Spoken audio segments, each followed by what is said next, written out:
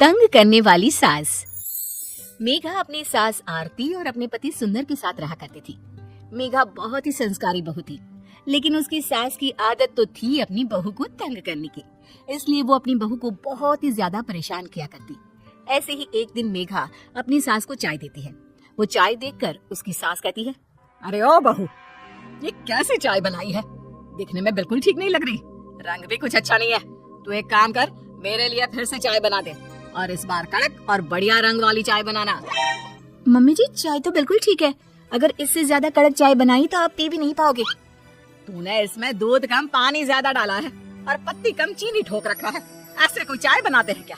कितनी बार समझाया पर तू मेरी बातों का ध्यान ही नहीं दिया। ठीक है मम्मी जी, आगे से मैं ध्यान रखूंगी। इतना कहकर मेघा वहाँ से चली जाती है और इधर आरती खुद से बोलती है, वैसे मेरी बहू सारा काम अच्छा करती है, पर मैं इसकी तारीफ कर दूंगी तो ये मेरे सर पर चढ़कर ताता थैया करेगी। इससे तो अच्छा है कि मैं इसके काम में कमियां ही निकाल कर इसको तंग किया करूं। थोड़ी देर बाद आरती अपनी बहू के पास जाती है।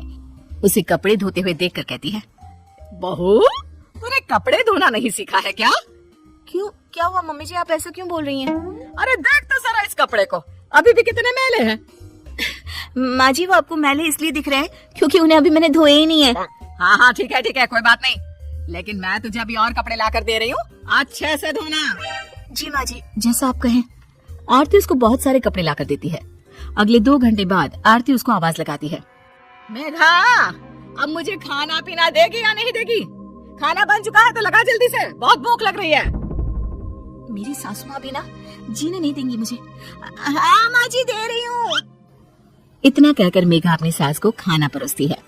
जैसे ही उसकी सास खाना खाती है, अपनी बहू से कहती है, हाय हाय, कितना बेकार खाना बनाया है तूने। ऐसा भी कोई खाना बनाता है क्या? इससे अच्छा तो मैं बनाती हूँ खाना। देख तो जरा, नमक कितना कम है। तुझे खाना बनाना बिल्कुल नहीं आता। तेरी माँ ने तुझे कुछ सिखाया ही नहीं है क्या? बस माँ जी, बहुत हो गया। आप जब तक मुझे बोल रही थी तब तक ठीक था, लेकिन अब मेरे घर वालों को कुछ भी मत बोलिए। आगे से मैं ध्यान रखूंगी कि नमक कम ना हो। इतना कहकर मेघा वहाँ से चली जाती है। अगले दिन अपने पति के साथ बाहर जाने का प्लान बनाती है तो वो जीन्स पहनकर निकलती है। ये देखकर आरती मेघा से कहती है, बहू, तेरी शादी हो चुकी है, अब तू कुंवारी नहीं है जो इस तरह से जीन्स पहनकर बाहर जा रही है। माँ जी, अकेले थोड़ी जीन्स पहनकर बाहर जा रही हूँ, मैं इनके साथ बाहर जा रही हूँ। और वैसे भी जीन्स में बुराई क्या है? अरे हाँ, बढ़िया, ये मुझसे पूछने वाली बुराई क्या है? अरे चल जा यहाँ से, साड़ी पहन कर आ। बेचारी मेघा, सास के सामने उसकी एक ना चली। वो जाकर साड़ी पहनकर आती है और दोनों घर से निकलते हैं। मेघा रास्ते में अपने पति से कहती है, सुंदर जी, आपकी माँ ने तो हद ही कर दी, हर चीज में कमी निकालती है। चाहे मैं कुछ भी कर लूं, लेकिन वो मुझे तंग करने का कोई ना कोई बहाना ढूंढ ही लेती है। अरे मेघा, अगर वो तुम्हें तंग कर रही है तो तुम भी उनकी बहू हो। अब उन्हें कैसे संभालना है तुम्हें पता होना चाहिए। पति की बात पर मेघा सोचने लगती है, सुंदर जी बात तो ठीक कर रहे हैं। अब ये मेरी सास है, जैसे मुझे ये तंग करती है तो इन्हें संभालना भी तो मेरा हक ही है। इतना सोचकर वो अपने पति के साथ वापस घर आ जाती है और अगली सुबह मेघा अपनी सास को चाय देती है। जैसे ही उसकी सास वो चाय पीती है, वैसे ही अपनी बहू मेघा से कहती है, अरे मेघा, कब सीखोगी चाय बनाना? आज तक एक प्याली चाय ठीक से नहीं बनाई। क्यों, क्या हो गया मम्मी जी? आज क्या दिक्कत है मेरी चाय में? अरे देख तो जरा, इसमें पानी ही पानी है और चीनी तो है ही नहीं, और चाय पत्ती इतनी ज्यादा डाल रखी है कि चाय कड़वी हो गई है। लेकिन मम्मी जी, पिछली बार आपको ही तो पत्ती वाली चाय चाहिए थी ना, तो आज मैंने पत्ती वाली ही चाय बनाई है। अच्छा चल ठीक है, तू जाके घर की साफ सफाई कर ले। थोड़ी देर बाद सास छत पर जाती है। वो देखती है कि उसके सभी गंदे कपड़े धूप में सूख रहे हैं। वो मेघा से कहती है, बहू, ये क्या, तूने गंदे ही कपड़े धूप में सूखने के लिए डाल दिए? अरे कम से कम इसको धो तो देती। अरे मम्मी जी, वो मुझे ना आज साबुन नहीं मिला तो मैंने ऐसे ही पानी में डालकर सीधा धूप में सुखा दिया। ओहो, जब साबुन ही नहीं था तो इतनी मेहनत भी क्यों करी? मम्मी जी, आपको मेरी मेहनत की चिंता कब से होने लगी? ऐसा कुछ नहीं है, चल जा साबुन लेकर आ और इन्हें धोकर सुखा। क्या मम्मी जी, आप भी अभी तो मेरी मेहनत की फिक्र कर रही थी और अब फिर से दोबारा मुझसे मेहनत करवाना चाहती है। अरे एक दिन की तो बात है, यही पहन लीजिए ना आप। बहू की बात पर हैरान आरती कुछ बोले बिना वहाँ से चली जाती है। थोड़ी देर बाद जब शाम होती है, आरती मेघा से कहती है, बहू आज खाना देगी या नहीं? भूखा ही रखा है सुबह से तूने। अरे लाती हूँ ना मम्मी जी।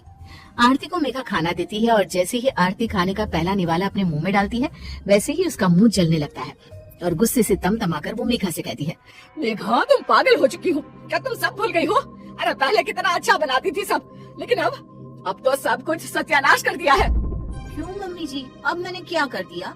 ये खाना देख रही है, इतना तेज नमक और लाल मिर्च तो तूने इतनी भरी हुई है कि मेरा मुंह जल रहा है इसे खाकर। अरे मम्मी जी, आपको ही तो थोड़ा तेज नमक और मसाले वाला खाना चाहिए था ना। कल मैंने ठीक बनाया था तो आपको अच्छा नहीं लगा, इसलिए आज मैंने थोड़ा सा नमक डाल दिया है और लाल मिर्च थोड़ी तेज कर दी। देखिए मैं भी तो खाना खा रही हूँ आपके साथ बैठकर, मुझे तो कुछ गलत नहीं लग रहा। ये सब देखकर आरती अब बहू की प्लेट से एक निवाला खाती है तो उसका खाना बिल्कुल ठीक होता है। अब वो अपनी बहू की चतुराई समझ जाती है। तो ये सब तो मुझे परेशान करने के लिए कर रही थी, हैं? क्योंकि मैं तुझे हमेशा तंग किया करती थी, इसीलिए बदला ले रही है ना? अरे नहीं मम्मी जी, मैं तो बस आपके मुंह से सच्चाई निकलवाना चाहती थी कि आपकी बहू अच्छी है, बस आपको ही उसके काम में नुक्स निकाल कर तंग करने की आदत है। अरे मुझे माफ कर दे, मुझे भी तुझे इतना परेशान नहीं करना चाहिए था। आप क्यों माफी मांग रही हैं? आप तो मेरी माँ जैसी हैं और माँ बेटी के बीच नोक-झोंक चलती रहती है, तभी तो कहानी में नमक मिर्च मसाला सब बना रहता है। इतना कहकर अब आरती और मेघा दोनों हंसने लगती हैं और सास बहू की कहानी इसी तरह चलती रहती है। उम्मीद है कि आपको हमारी कहानी अच्छी लगी होगी। धन्यवाद। हमारे चैनल को शेयर और सब्सक्राइब करें। फिर मिलेंगे। Bye bye.